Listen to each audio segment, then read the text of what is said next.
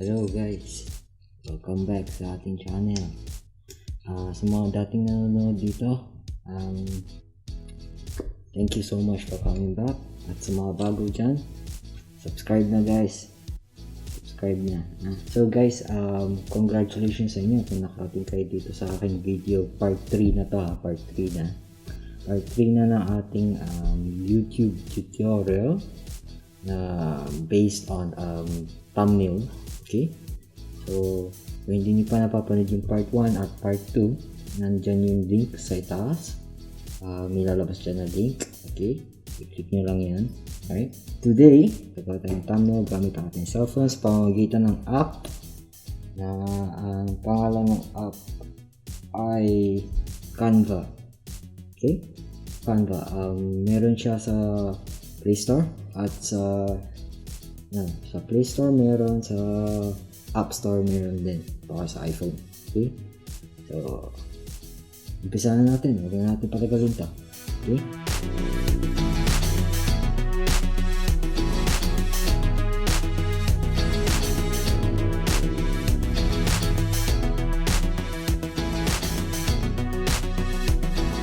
Hello guys! Yan, nandito tayo sa cellphone. So, ang natin gagawin dito ay magda-download tayo ng Canva sa loob ng Play Store or sa Apple Store. Hindi, sa loob ng Play Store or sa anong tawag doon? Sa iPhone. Hindi kasi ako maka-iPhone eh. Sa App Store ba yun? Sa App Store? Sa App Store yata yun. So, punta tayo sa Play Store. Okay. Search lang natin Canva. C-A-N-V-A. Search natin. Ayan na siya. So, i-install natin yan. Okay. Habang nag-i-install siya, ayusin muna natin yung picture natin. So, tulad ng unang tutorial, doon sa PC, sa laptop, parehas din ang gagawin natin. I-remove natin yung background ng ating picture. So, pili tayo ng picture muna. Sa gallery. Okay. And yung mga picture natin. So, habang gagawin natin ng tutorial. Tips. Para sa 3 tips. Para sa yan. Pwede na yata yan. 3 tips. Pili lang tayo ng isang madali. I think ito na lang. Okay, mamaya. Tandaan natin yan. So, punta tayo sa Google. And then, background remover. Ano ba yun? Remove PG.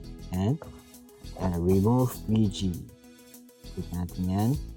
Okay, yan. Atin siya dito. Sa page na lang. So, i-upload lang natin yung image natin. Yan natin yan. Asan na yung kanina? Nakatamsak ba yun? Yan.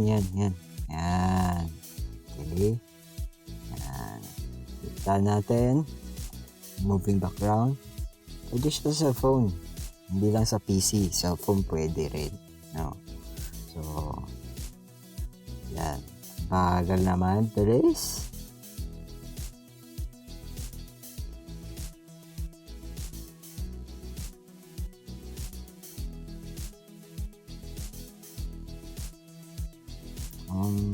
Original.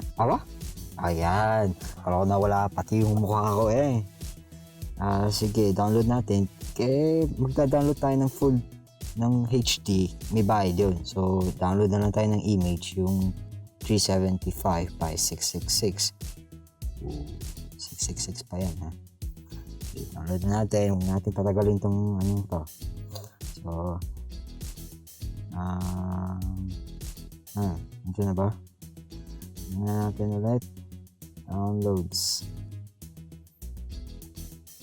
Sa downloads natin.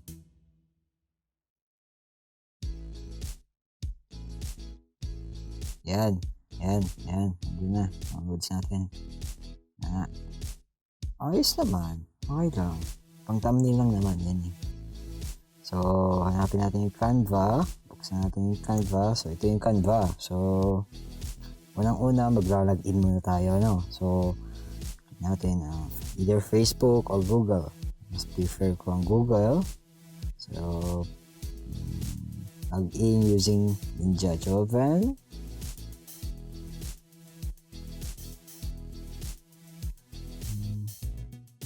Ayan. Okay, tinatanong ko anong gagawin natin sa Canva. So, gagawa tayo ng personal, pang-personal lang yan. Maybe later. Okay?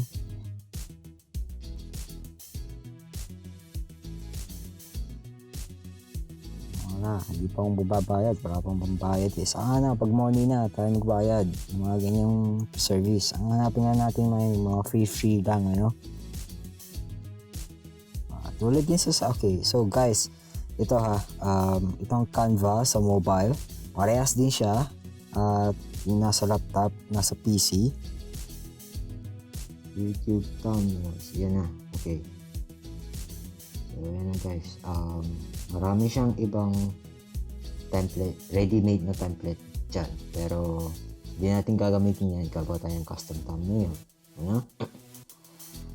So click natin yung blank.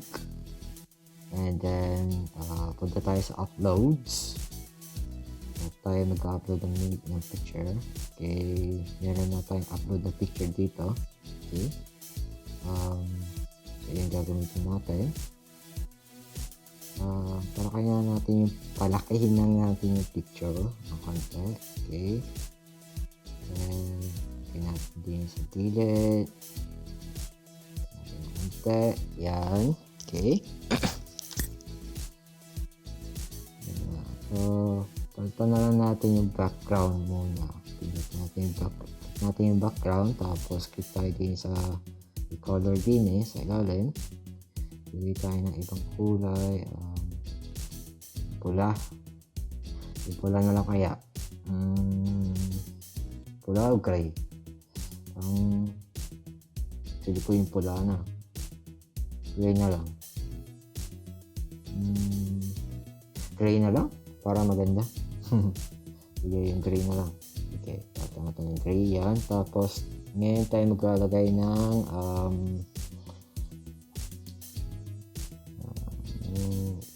text. So,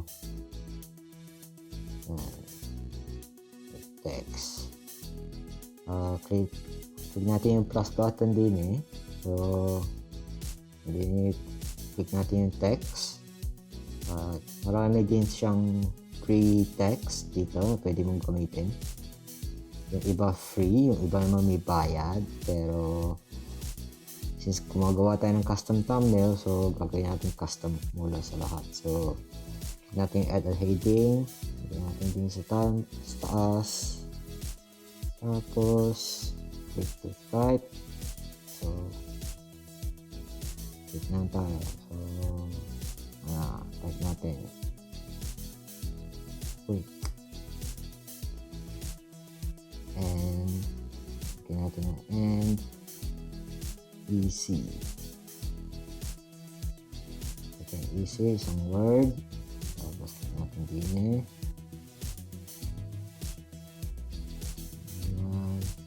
Takin natin ang konti.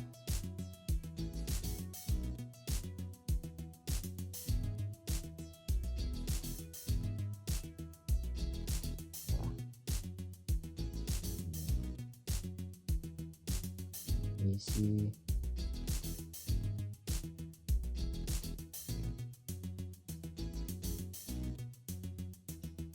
Tapos ulit tayo ng isa pang wording, custom, add heading. So yun naman ay custom CUSTOM.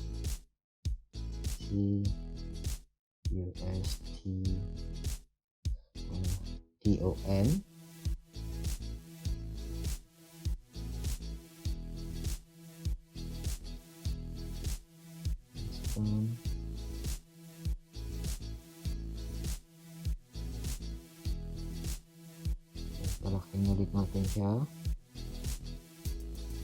Okay. Tapos isa pa.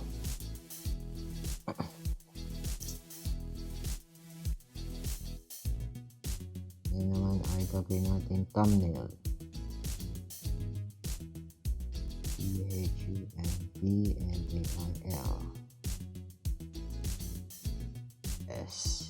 Thumbnails. Quick and easy custom thumbnails. Yan. Okay natin yan. Lagyan natin ng ibang kulay yung quick and easy. Lagyan natin ng box. So, click natin yung plus. Punta tayo sa elements. At naglo-loading. Ang tagal. Okay. Yung box. Tapos, palitin natin yung box.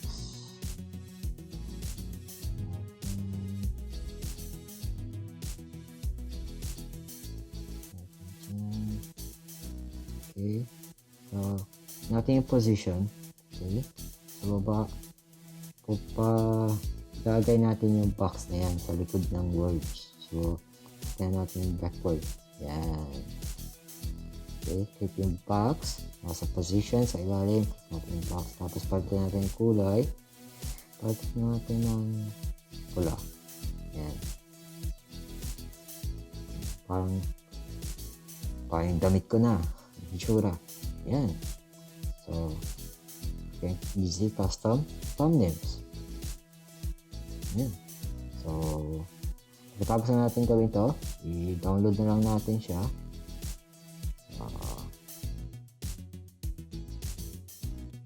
Download natin siya. Click natin yan. Preparing your designs. So, magda-download na yan. At lumabas na yung ganyan. So, yan na. Continue editing. I'll go to your homepage. Yun na lang. So, tapos na yan. Naka-download na yan. So, kung balik tayo sa ating gallery. Click and easy thumbnails. Yan. Yan na guys. Tapos na. So, pagkatapos natin i-download yung thumbnail, pwede na natin upload siya sa YouTube. That's all from me for today. Sana may natutunan kayo. May natutunan kayo sa aking video. That's all from me. Alright, so stay safe, take care, and peace out.